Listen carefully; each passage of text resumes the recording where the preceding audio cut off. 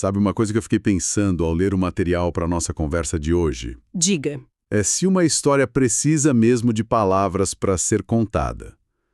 A gente, sei lá, sempre associa parábolas com Jesus contando uma historinha, né? Com personagens, um enredo. Mas e se a própria vida, uma ação, um gesto dramático, pudesse ser a história? Ou, mais estranho ainda, e se uma planta arquitetônica, tipo uma construção, pudesse ser uma narrativa? Essa é a pergunta central. E o mais incrível é que essa ideia não é uma invenção nossa, sabe? Não é uma teoria literária moderna. Não, né? A chave para a gente poder ler as coisas dessa forma vem lá do Novo Testamento, especificamente da Carta aos Hebreus, que olha para o Antigo Testamento e basicamente diz: olha isso aqui.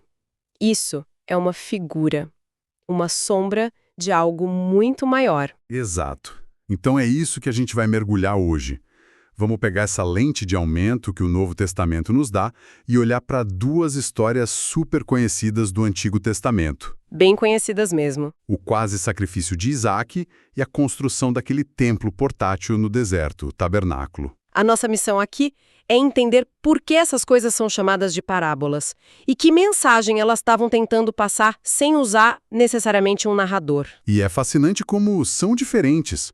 No primeiro caso, a gente tem uma parábola em gestos, uma ação que ecoa através dos séculos. Certo. E no segundo, uma parábola em estrutura.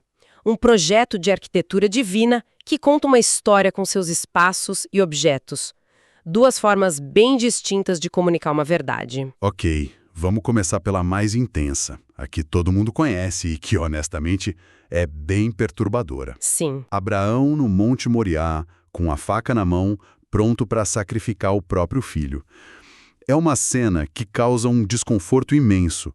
Como que algo tão terrível pode ser considerado uma parábola? Onde está a lição aí além do choque? Então, o ponto de partida é justamente a palavra que o próprio texto usa para descrever o que acontece. A carta aos Hebreus diz que Abraão, pela fé, ofereceu Isaque e o recebeu de volta em figura. Em figura. E a palavra grega original para figura nesse trecho é parabolê. Uau, então é literalmente a mesma palavra que a gente usa para parábola. Exatamente.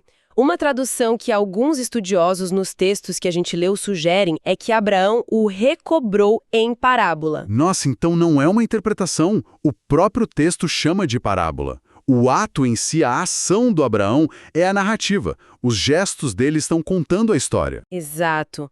É uma parábola encenada, como se fosse um teatro, sabe?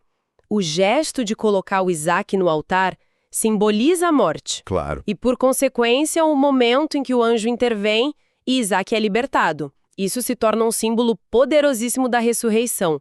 A história é contada através dessa coreografia dramática de perda e recuperação. E tem um detalhe nos textos que eu achei incrível, que amarra ainda mais essa conexão. Qual? Em Gênesis, quando Deus pede o sacrifício, ele se refere a Isaque como o teu único filho. A análise que a gente deu ressalta que esse título, unigênito, nas Escrituras, é usado basicamente só para ele e para Jesus. Isso não pode ser coincidência. De jeito nenhum. É um marcador textual, sabe? É de propósito, para criar um paralelo direto. E um motor por trás dessa parábola viva toda é a fé absurda de Abraão. É, tem isso. Pensa bem, a ideia de ressurreição nem era um conceito teológico assim super desenvolvido naquela época. E mesmo assim ele acreditava que Deus podia trazer Isaque de volta dos mortos. Mas como a gente sabe disso? Isso não é ler o futuro no passado? A pista está no que ele diz para os servos antes de subir a montanha. Ele não fala eu vou e volto. Ele fala. Ele diz nós voltaremos, no plural.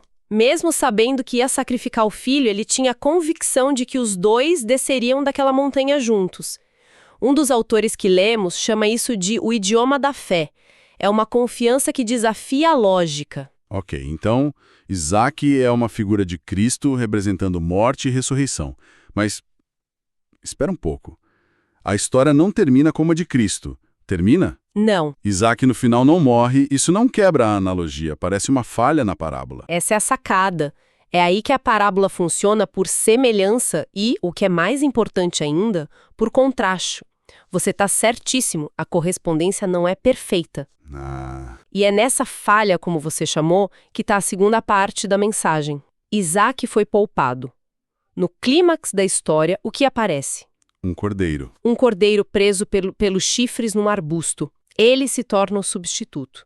Abraão sacrifica o animal no lugar do seu filho. Nossa, essa inversão é o ponto-chave, então. A parábola prepara o palco com a ideia de um substituto para salvar o filho. Exato. E a realidade, séculos depois, vira isso de cabeça para baixo. No Calvário, o filho se torna um substituto. Cristo, que é chamado de Cordeiro de Deus, não é poupado. Entendi. A parábola mostra um substituto para o filho. A realidade mostra o filho como substituto para nós. É uma inversão sutil, mas que muda absolutamente tudo.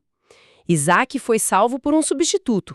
A narrativa bíblica diz que nós somos salvos porque Cristo foi o substituto. É muito mais profundo do que eu imaginava. E a análise que a gente leu ainda tira uma outra lição disso tudo, focada não na profecia, mas no caráter do próprio Abraão, certo? Sim, e é uma lição sobre perseverança. A obediência de Abraão foi até o fim.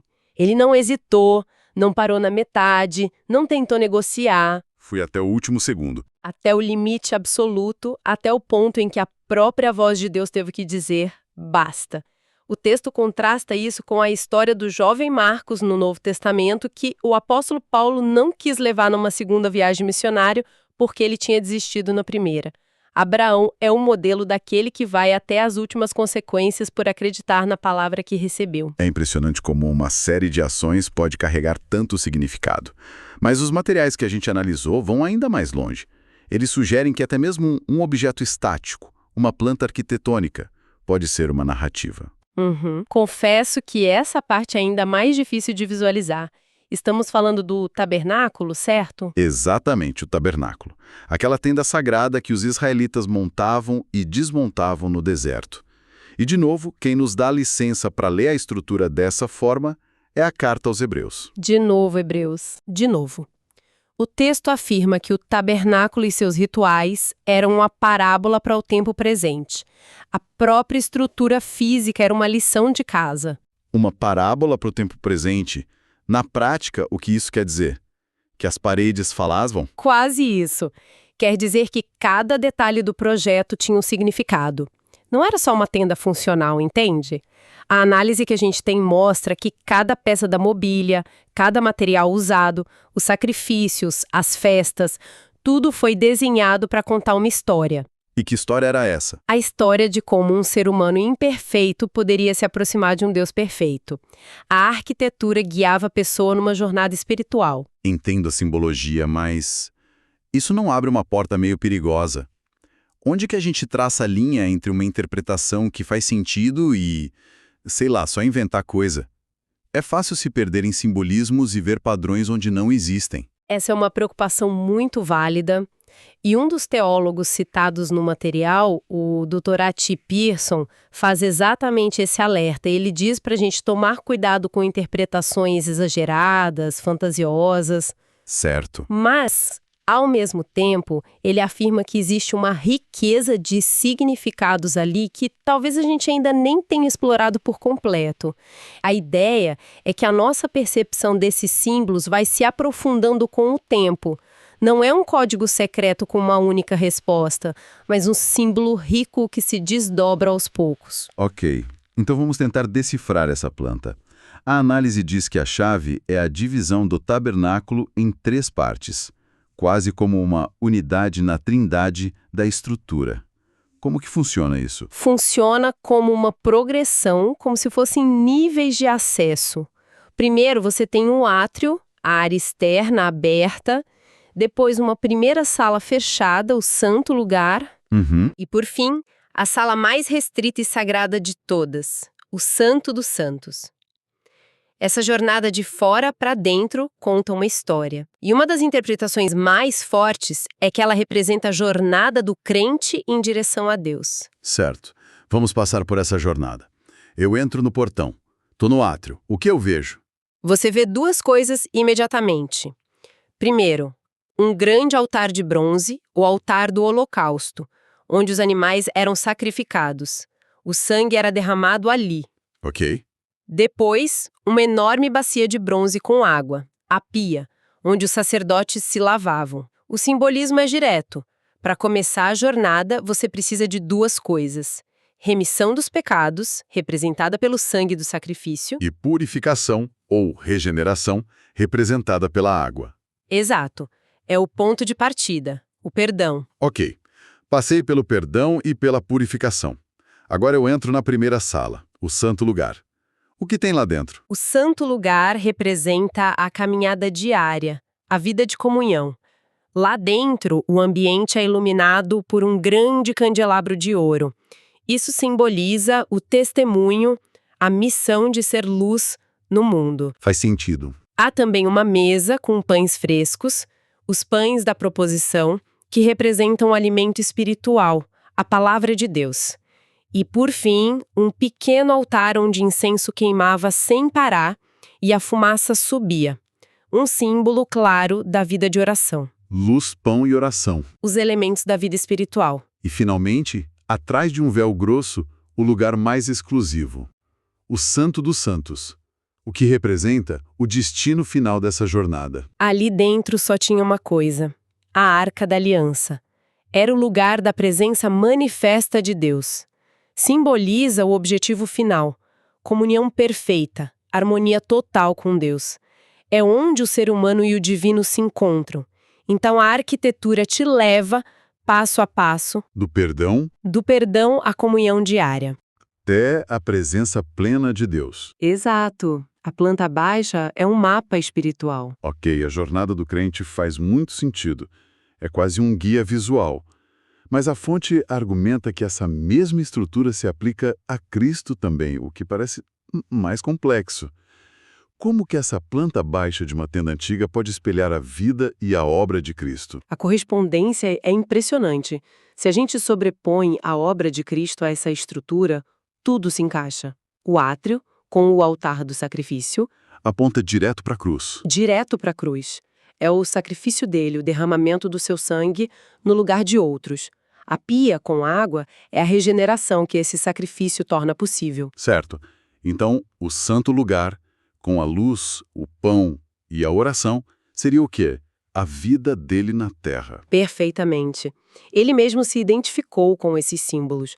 Ele disse: "Eu sou a luz do mundo", o candelabro. Eu sou o pão da vida. Os pães da proposição. E o Novo Testamento o descreve como nosso grande intercessor, que vive para orar por nós, o altar do incenso. A vida e o ministério dele preenchem o simbolismo do santo lugar.